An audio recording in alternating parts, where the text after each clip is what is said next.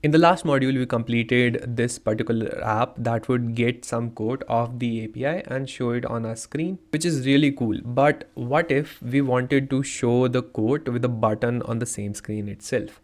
Now in Flutter, we have been working with stateless widgets so far, which suggests that there are also widgets that have state, or you can say stateful widgets. Now in Flutter, we can make this particular widget into a stateful widget by clicking on this bulb-like icon and saying convert to state. You would notice that the class home screen ends here, and we have something called a home screen state which starts right here. A stateful widget has a state object, as you can see in this particular code. Now, what are these stateful widgets and how do you use them? Flutter is a reactive framework, which means that the UI is a function of state. You can understand this state as some data. Let us say there is a variable that has some text inside of it. It stores a string. We can say, for example, name of the student, which could be Aditya. Now, when the value of that particular variable changes, the UI should be updated accordingly. Which makes sense, right? If the name of the student changes, you want to show up the new name of state. You want to show the new name of the student, and the changes on the UI should be applied accordingly. For that, we have stateful widget, which gives us access to something called a set state function that would basically let us rebuild this widget depending on the new UI changes. The stateful widgets also unlock the different life cycle of a widget. Like, you can tap into the different stages of the life cycle of a stateful widget to perform multitude of actions, like different actions with it. So let us try to see that with example. Let us say our particular scaffold also has an app bar, which would take in like the app bar widget, which we are familiar with so far. So I'll just create that. This app bar would have something called a title property, which normally takes in a text widget. So I can call this particular text widget some variable. So let us create our variable for now really quickly. Let us say inside this home screen, we have a late string, which is called title, which would make it really simple to understand. Now, instead of using some empty string here, we can save it to title. Let us also specify some default value so that we don't get an error. Let us say Aditya for now. So we don't really need the late keyword if we have a default value for it. Now, coming down to my on pressed of this button, I'll comment out this code. Now in Flutter, you can simply select the code that you want to comment out and hit Control and the /, which should comment out this code, or you can add these slashes before it. Instead of having something like getting the code inside our on pressed right now, I want to do something called a set state. Now, if I'll type in set state, you'll see it is a callback, which is immediately called. It may not return a future. And what it does is basically notifies the framework that some state of the object has changed and you need to rebuild this widget with the new changes. So I'll just call set state right here. What I want to do is I want to change this particular value, and normally it shouldn't have some future. So for smaller values, you can apply or just simply call this when you're done with your particular changes. It's normally not recommended to have much processing done inside this set state. So what we can do is we can just set like the title equals to, let us say Apple. Now would that work? Let us save this file really quickly. And now it should first of all bring out, like, it should synchronize these files, and you'll see like on the app bar right now there is Aditya, but when I press this get code button, it should update to Apple right here, which is really cool, right? You using this set state callback, what we did is we updated the title value to a new particular thing. And similarly, you can reuse this to build your widgets according to the new set of changes. Now we want to do something similar with our particular code. So we can have some code text right here, that is inside our UI, where we have this elevated button as the only widget right here.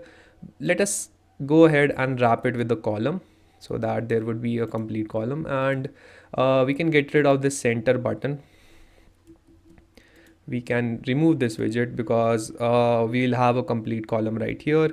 So I'll say remove this widget. So right now we have in our body a complete column. One of the column elements should be a button down here, which when clicked should update the quote on screen.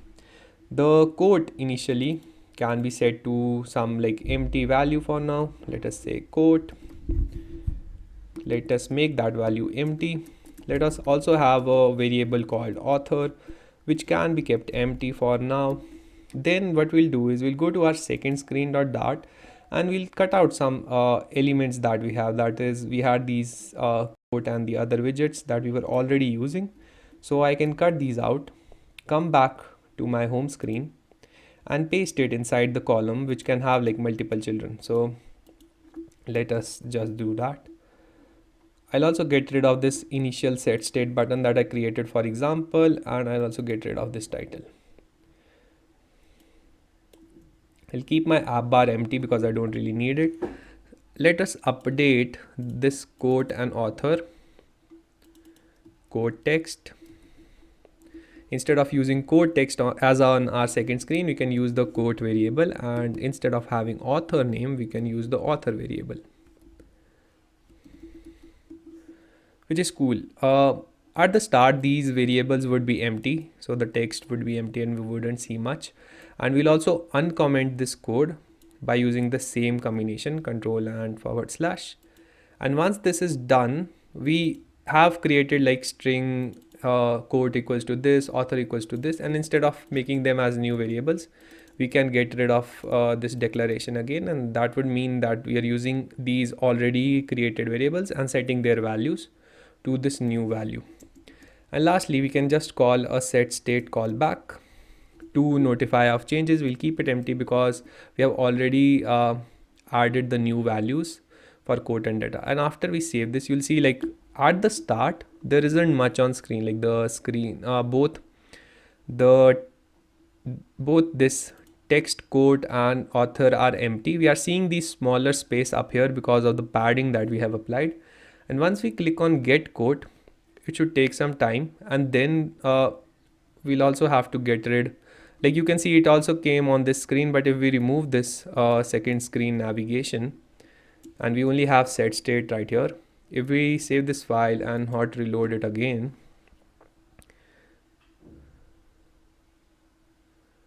you'll see like right now we are getting some default value. Let us just hot restart the application.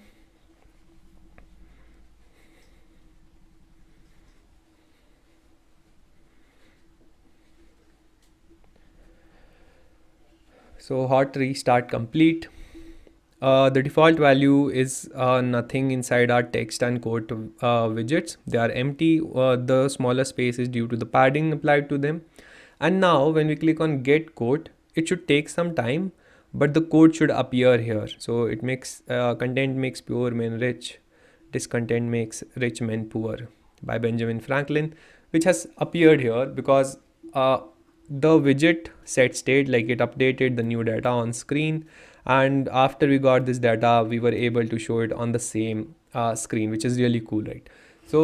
So far in this tutorial we have learned the different navigations. We have also seen like the different widgets in Flutter, but we also got to learn about this new stateful widget, which lets us do some processing and also like get data on screen when we click and update the UI with it. So once that is done, I think we have covered a lot of stuff. We are able to build our own applications, and your bigger applications are just combination of these smaller widgets that you would use over time. We can now successfully get rid of this second home screen, like we do not really need it, and moving it to recycle bin.